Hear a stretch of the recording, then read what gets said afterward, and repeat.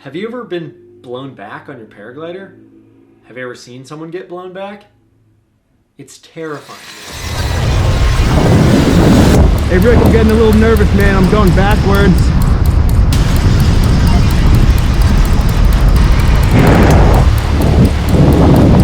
I'm getting too close to the trees. I'm going over the back of the hill right now.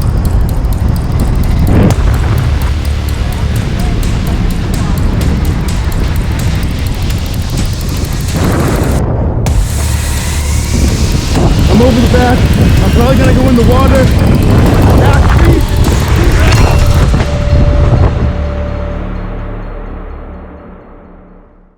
You slowly get sucked back over the top of the hill that you're soaring until you find yourself in the rotor and your glider collapses and you get slammed to the ground.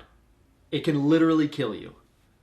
I'm Air in the Air, and today I want to teach you all about flying in strong winds, about venturis, about rotor, about being blown back and how to avoid it both on the ground and what to do if you ever find yourself in that situation. Subscribe to my channel and let's get to it.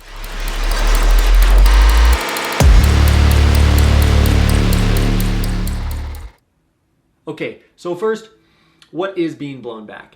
Being blown back is when the wind that you're flying in gets stronger in a horizontal component than your paraglider can fly forwards, so you start flying back, right? The problem is that if you go behind the object, you find yourself in the lee side, in the rotor, your glider can collapse pretty much continuously until you hit the ground. This could happen for a number of reasons. One, it could be that you just launched in too strong of wind. Two, it could be that you were flying and the wind speed increased, or that you find yourself in a big gust. Or it could also be that you find yourself in a bad place on the hill, in the venturi. Okay, first let's define a couple of these terms that I'm going to be using. I want to define compression, venturi, and rotor. Okay? So here's your hill that you're soaring. Okay? And as the wind comes in from this direction, it hits the hill and the hill pushes it up, which means that the air compresses onto this face. That's what gives it a vertical component. That's why your glider goes up here, right? But as the wind gets to the top of the hill, it has to accelerate over the top to get to the lower pressure on the lee side. So here in this acceleration zone, we call it a venturi, okay? And in the venturi, the wind can be more than double the speed that you would see in the compression zone. Okay? Venturis don't usually form under 12 miles an hour wind, right? So if it's over 12 miles an hour, you know you need to be looking out for the venturi. Okay? So the compression zone is here. You're going to see an increased wind speed from the ground over here. Say this is 10, you're likely going to see 15 here, but you could see more than 20 in the venturi. So it's important that when you're in the compression zone on launch, that you know that you're in the compression zone and that the wind speed here could be deceivingly strong. And it could be even stronger here in the venturi, okay? The other thing that we need to talk about, rotor. What is rotor? Rotor is turbulence behind an object. As the wind flows over it, the wind has to fill in the object behind it and it becomes chaotic. It breaks its laminar flow and becomes very rough. So, as you see, the wind comes in over the hill and the turbulence starts and spreads out as it goes behind the object, okay? How far it goes can be assumed as the distance is equal to the height of the object here times the wind velocity in miles per hour. Okay? So if you have a 10 meter tall building and you have a 10 mile an hour wind, you can expect 100 meters of turbulence behind that. Okay? Or if it's 100 feet tall and you have a 10 mile an hour wind, you can expect 1,000 feet of turbulence behind it. Obviously, the turbulence is going to be a gradation from right behind it will be very strong and extremely turbulent to out here is going to be much lighter turbulence, okay? Under this layer of turbulence, you could find sinking air you could find mild turbulence, or you could also find areas of calm air. Okay? Especially if the hill is really big. At the bottom of the hill on the lee side, you could find yourself with no wind, or you could find yourself in an eddy where the wind would actually be 180 degrees opposite of the wind that was going up the other side. So, this right here is the spread angle. So this is going to determine how high off of the peak you're going to find the rotor. Okay? And if the wind is really strong, like if you're being blown back, you can almost assume that the spread angle is actually really mellow, like really shallow, and that for the most part, you won't feel rotor until you get down to the level of the peak. Okay? But if you get really far away from it, it's going to be a little bit higher than that. Also, the stability of the air mass plays a big part in how big the spread angle is going to be. So remember, distance of the turbulence is going to be equal to the height of the object times the wind velocity in miles per hour. Beyond that, you find yourself in a safe zone that won't have the turbulence, okay? The last thing I want to talk about is the shape of the hill that you're flying on is really important to determine. So let's look at just this top thing right here. This is a smooth hill with a flat top. When the wind is coming this way, you're going to have a compression zone here. You're going to have a small venturi here, but for the most part, you're not going to have turbulence on top. You might have very slight turbulence, but you're not going to have a lot of turbulence if the hill is smooth. The second one, if the hill is steep and the lee side is steep, you're going to find a venturi here, your compression zone here, and you're going to find stiff rotor in behind that, right? With the spread angle kind of coming off of the hill like this. Down here, this last one, the face of the hill is steep, but the lee side is shallow and long. There will be a compression zone here. You're going to have a venturi on top, but you're going to have hardly any rotor on the back, right? There could be pockets of rotor here near the top, but for the most part, if the hill is very shallow, then the rotor is going to be very light. So, getting blown back is terrifying. So how do you avoid it? Well, let's talk about how you avoid it before you launch. First, you need to know the forecast. If you're new to a site, and even if the site has strong wind, you should probably look at multiple forecasts and compare them. Also, you should know the wind speed. When I say know the wind speed, I mean you know the wind speed that's on the ground, you know the wind speed that's on the compression, and you have to then extrapolate what you think the wind speed in the venturi could be, right? You also need to know the speed of your glider. And the whole speed helps, okay?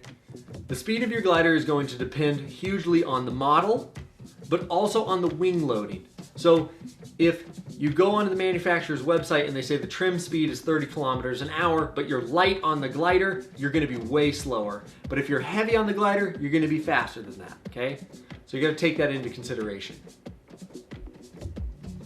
You also have to know your skill level and know what you're comfortable with. If you're going to fly in a place that has high wind, you really need to be comfortable using the entire speed range of your glider, which includes everything from minimum sync all the way to full speed bar. So many of the people that are getting blown back are not using the full range of their speed on their glider, and they're sitting there hands up at trim speed when their glider can go twice as fast on full speed bar. So if you're going to fly in really any wind at all, you need to be comfortable using your full speed bar. There has been so much talk, as I learned to paraglide, there was so much talk about how if you use the speed bar, your glider became more unstable, more likely to collapse in a frontal, all that stuff. You got to get that out of your head. You need to trust your glider. It's 2019. These things are designed very well. If you're on the speed bar, it's not going to collapse. It doesn't make it collapse, okay? It might be a little bit more prone to frontal collapse in turbulence, but for the most part, you need to trust your glider and use the speed range of the glider that it's designed to fly in. Okay, that means everything from using the brakes all the way to full speed bar. Okay? So if you're not comfortable flying on full speed bar and it's windy out, don't launch. Okay, now that you're flying, let's talk about how to avoid ever getting into the situation that you're going to be blown back. Number one, stay out front of the object. Remember, there's a compression zone here, there's a venturi zone here, and you want to be flying in this area here that's above the compression. This is going to be the lift band out here. So you want to fly in this area. Stay out front of the object, okay? If you find yourself trying to get up in here, you're going to be in increased wind, but not increased lift. The ground creates drag. Stay away from the ground, stay away from the venturi, stay out front, stay here, okay? Stay high, stay out front. If you find yourself in the position, in the situation that you have lost forward penetration, you are either parked and not going anywhere, or you are going backwards, the first thing that you need to do is take a deep breath. Literally, take a deep breath. Do not panic, because the reality is that getting blown back is not an emergency that happens suddenly. It is like a slow motion emergency. You're like, oh God, this is happening, and people freak out. They don't use all of the skills that they have, and they make really bad decisions when this is happening. So if you find yourself losing penetration, take a deep breath, do not panic, okay? The things you need to do if you find yourself struggling for penetration are use the speed bar and get off of the brakes. When I say get off of the brakes, I mean you're not in active piloting. You are literally letting the tail up as much as it can go up, and you are using the full speed bar. You might not need full speed bar to make penetration. So what you do is you just pull on speed bar until you're comfortable with the penetration that you're making, and that's fine. If you find that you're needing the entire speed bar, when you use the speed bar anytime, you want to come onto the speed bar slowly. If you really ram onto the speed bar panicking, you can induce a frontal collapse in your glider, and nothing will make you go back faster than your glider completely collapsing. So get onto the speed bar gently, let off the brakes. The next thing to think about is make yourself aerodynamic. Put your legs together, put them out in front of your glider, hide your arms behind your risers. You don't have to do anything crazy, but just consider your aerodynamics. And the next thing that you really want to focus on is you want to have an absolutely perfect heading. If the wind is coming 25 miles an hour this way, and your glider can only go 25 miles an hour, then you can actually stay where you are if you just match your heading perfectly. But even a couple of degrees off of that and you're going to start losing ground because you're actually flying this way, okay?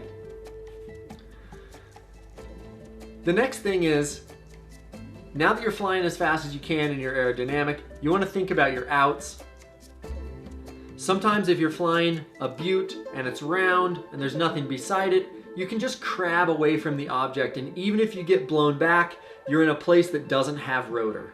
You just don't want to go behind the object. So if there's clear space to either side of the object, you can let yourself go back to either side, right? Once you're going as fast as you can go, you really just want to be patient. The wind comes in cycles, and so often when people think they're going to get blown back and they just find themselves patiently waiting on the speed bar, the wind will lull and they'll make forward progress, and that's probably the last time that they'll get themselves in the venturi because that scared them enough, right?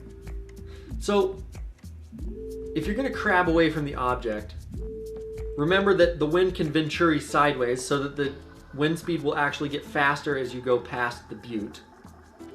Also, a round mountain won't have a venturi on top because the wind will want to spill around the sides, so there'll be more of a venturi here than there will be on the top, okay?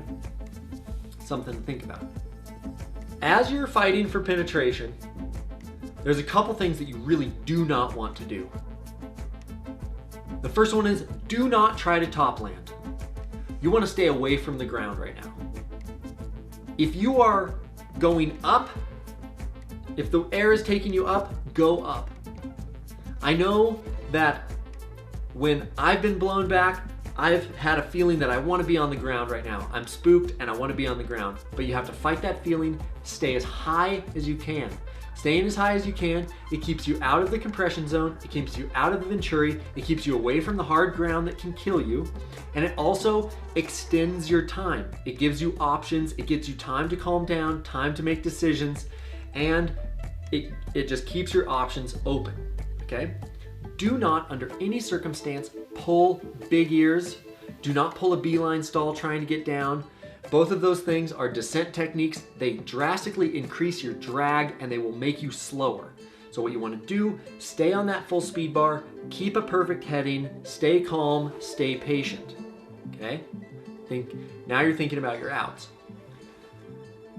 If you can get a bunch of altitude, then you have the option of doing what we call turn and burn, meaning that you can turn downwind and fly over the object, but this is a pretty advanced technique for a couple of reasons. One, because you're going to land, you're going to do kind of a small cross country and you're going to land somewhere that you're not quite sure where it is. And two, you are going to encounter rotor of some kind during this part of your flight.